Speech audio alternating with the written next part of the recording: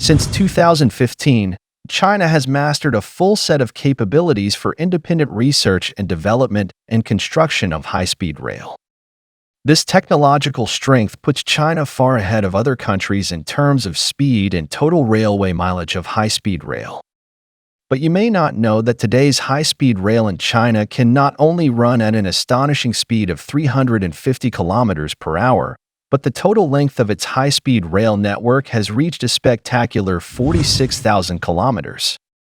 Such achievements have made the world look at China's high-speed rail with admiration, and China has become a major partner of many countries. However, in contrast, as a developed country in the world, the United States lags behind in the construction of high-speed rail. Against this background, the United States has tried to launch high-speed rail cooperation with China. According to the plan at the time, the United States was prepared to invest approximately $13 billion in the construction of high-speed rail, with China responsible for the construction of the project. But what is surprising is that just 5 months later, the cooperation project was unilaterally terminated by the United States shortly after it was signed. What exactly led to this decision? In today's video, we'll dive into the story behind the failure of this project.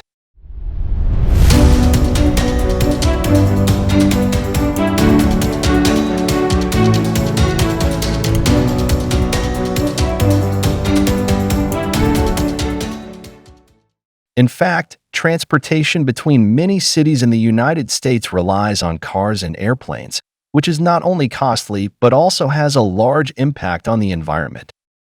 Therefore, the United States had hoped to replace air transportation with high-speed rail to reduce transportation costs and environmental burdens.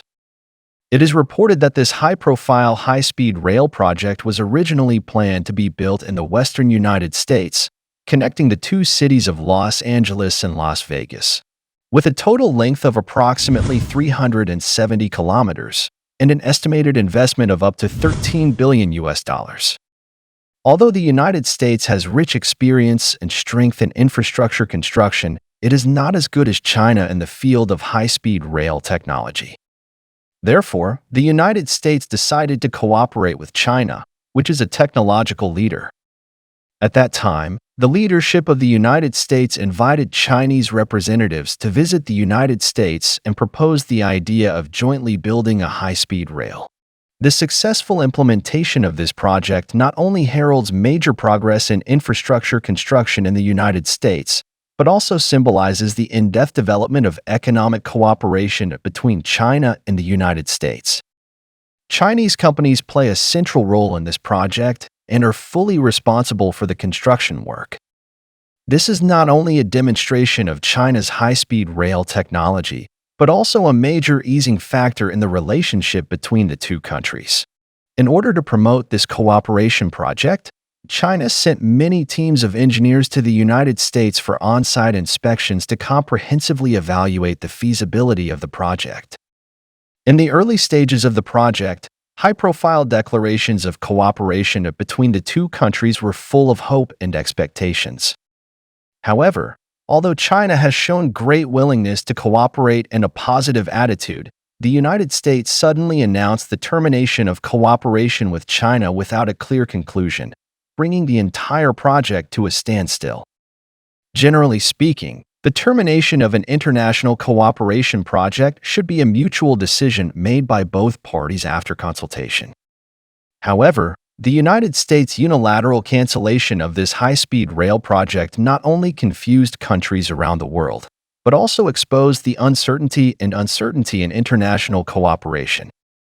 However, the unexpected termination of the project has raised questions about the stability of bilateral relations and the prospects for future cooperation. So, what's going on behind the scenes? When the United States announced that it would shelve its high-speed rail cooperation project with China, the American media conducted extensive analysis. According to U.S. official reports, the suspension of the project was mainly caused by White House intervention. The U.S. federal government insists on a key condition: high-speed trains must be produced in U.S. factories and hand over some of the labor to China.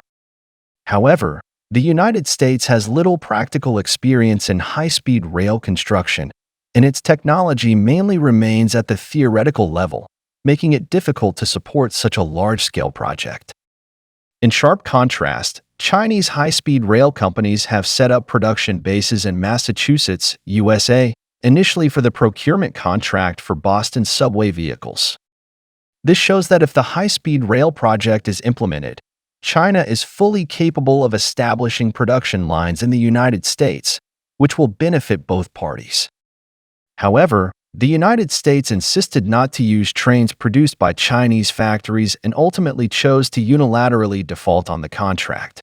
Faced with this approach by the United States, China expressed dissatisfaction with the United States' request for cooperation.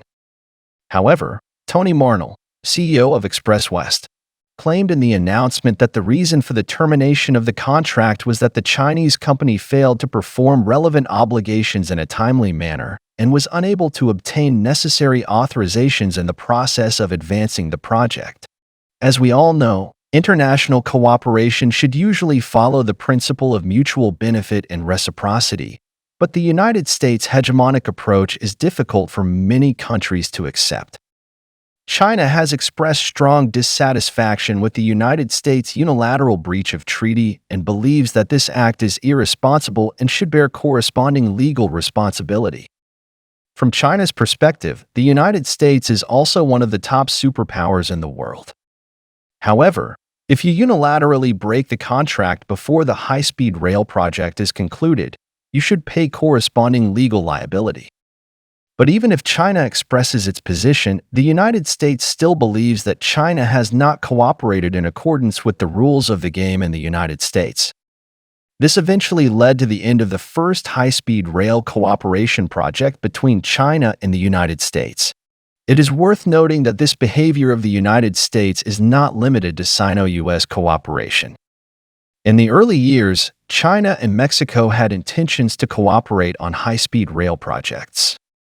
In the high-speed rail project between China and Mexico, the two sides had reached a cooperation agreement, and when the signing was about to be signed, Mexico suddenly went back on its word and refused to cooperate with China.